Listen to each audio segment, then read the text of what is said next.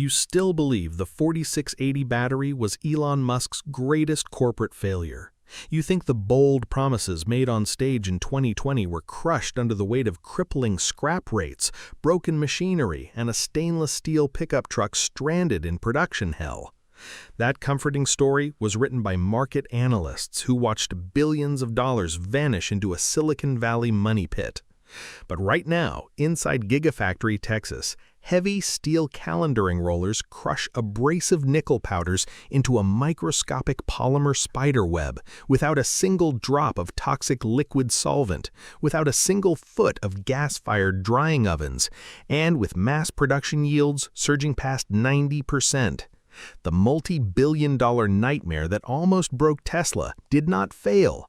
It underwent a secret material science metamorphosis that brought cell costs below global battery giants and ignited the real production ramp. Subscribe to Dravexa to uncover the truth. Rewind to September 2020, a hot afternoon in Fremont at Tesla's Battery Day. This was not a routine product reveal or a polished corporate infomercial. It was a direct declaration of war against the internal combustion engine.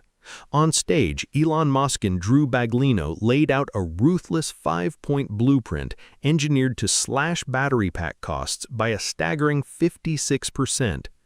At the center of that battlefield sat a thick, gleaming metallic cylinder, the 4680. The name was deceptively simple, 46 millimeters wide by 80 millimeters tall, but its sheer physical volume was a strategic weapon. Compared to the smaller 2170 cells powering the Model 3 and Model Y, a 4680 cell holds 5 times the energy. By packing far more active chemical energy into a larger canister, Tesla could eliminate thousands of individual welds, miles of wiring harnesses, and heavy structural plastic module casings.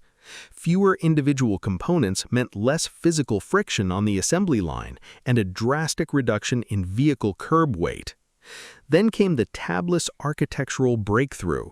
In conventional cylindrical cells, current flows out through thin metal tabs welded to the internal chemical foil.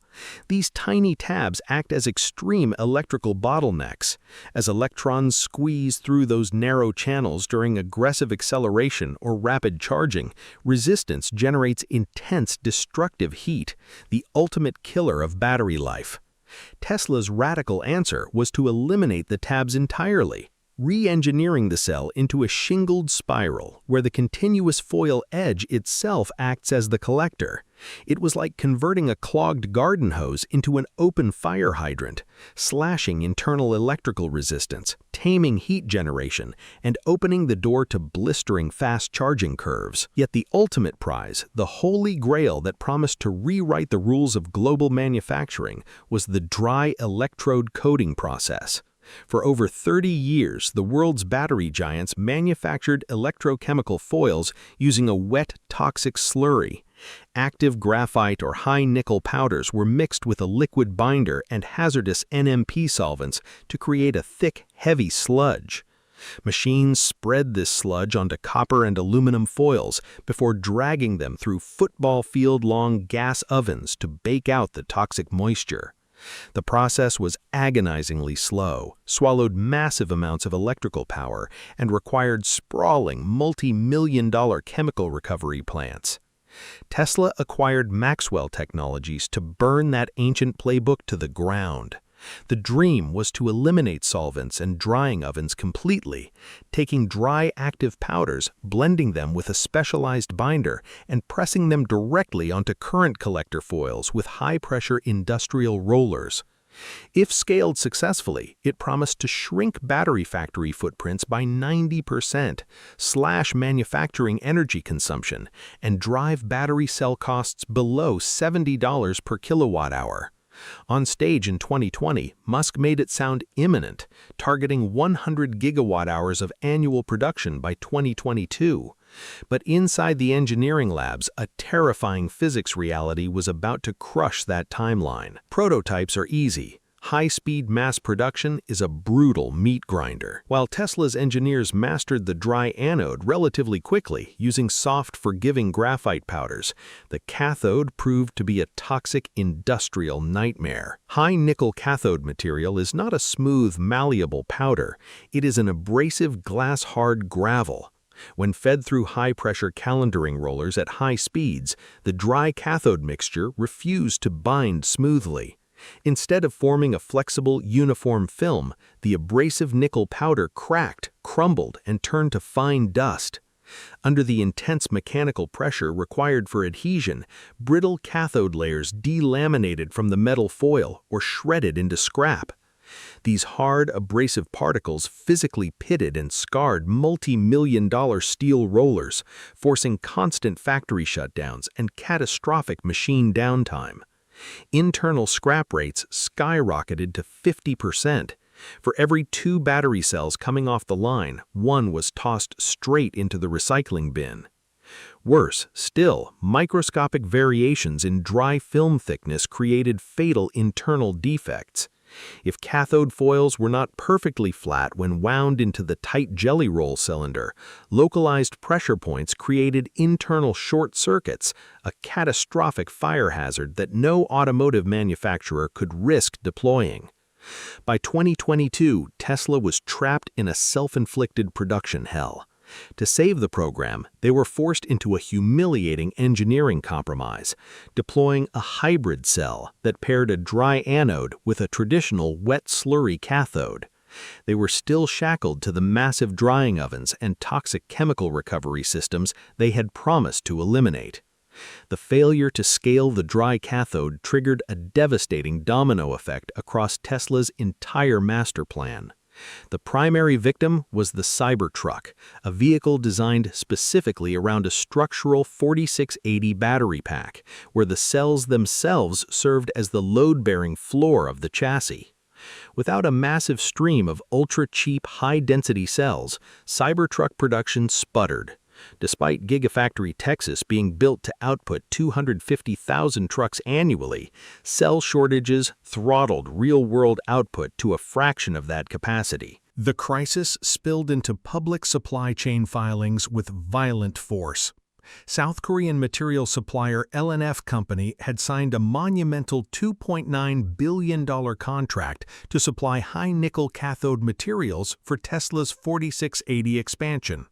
But as cell yields collapsed and Cybertruck volumes stalled, LNF issued a shocking regulatory amendment that reduced that multi-billion-dollar deal by over 99%, down to a nominal $7,000. Competitors watched the collapse unfold, with rival battery executives publicly declaring that scaling a solvent-free dry cathode was a thermodynamic impossibility. Forced to pivot, Tesla bought massive volumes of foreign lithium iron phosphate cells from external suppliers to keep its energy storage and base model vehicle lines moving forward. Would you have abandoned the project right there or kept burning billions into the abyss? Subscribe if you want to track the shift. Behind closed doors at Gigafactory Texas, a team of material scientists and mechanical engineers refused to accept defeat. They quietly waged an obsessive war against physics, deconstructing the dry cathode process down to the atomic level.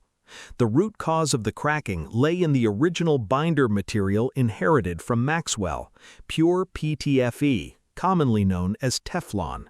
When subjected to mechanical shear forces, PTFE stretches into microscopic hairs that web around active chemical powders. But pure PTFE is brittle, chemically rigid, and prone to tearing when subjected to the extreme tension of high-speed industrial rollers. The breakthrough came with a radical chemical overhaul, documented in recent patent filings for a novel composite binder system. Engineers paired PTFE with advanced fluoropolymer stabilizers like PVDF, creating a multi-component matrix. Subjected to high-shear jet milling, this hybrid binder fractures into a dense, flexible, microscopic spiderweb. This polymer web entangles abrasive nickel particles without crushing them or requiring high binder concentrations, keeping the active binder content below 2% by weight and leaving clear pathways for lithium ions to flow freely. Simultaneously, engineers solved the throughput bottleneck that had crippled the early pilot lines. Early trials required as many as 10 sequential passes through high-pressure calendering rollers to produce a cohesive electrode sheet, an agonizingly slow process that made automotive-scale volume impossible. The new composite binder formulation formed a dense, self-supporting film in just 3 passes, instantly tripling manufacturing speed while eliminating particle dust. By late 2025, the relentless iteration paid off with staggering results. Tesla officially achieved scaled, mass production yields exceeding 90% for both the dry anode and the dry cathode at Gigafactory Texas. Installed annual production capacity surpassed 40 gigawatt-hours, turning Giga Texas into one of the largest single battery manufacturing sites on the planet. More importantly, internal financial disclosures confirmed a historic milestone. Tesla's in-house fully dry 4680 cells had officially become cheaper to produce per kilowatt-hour than battery cells purchased from external suppliers. This victory completely reshapes Tesla's industrial moat. With Generation 3 dry cathode 4680 cells reaching energy densities of 300 watt-hours per kilogram, Tesla has begun reintegrating these packs into the mass-market Model Y, dropping vehicle weight by 10% while expanding driving range and peak charging endurance on V4 superchargers. Eliminating gas-fired drying ovens reclaimed half of the battery factory floor space and cut manufacturing energy demand by 70%, giving Tesla an unprecedented cost margin advantage. The master plan is no longer blocked by battery physics.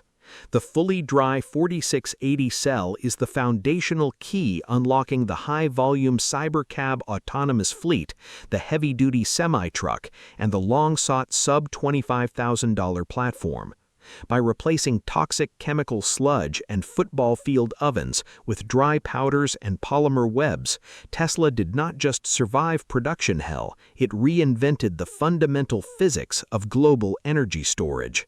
Subscribe to Dravexa and choose the untold version.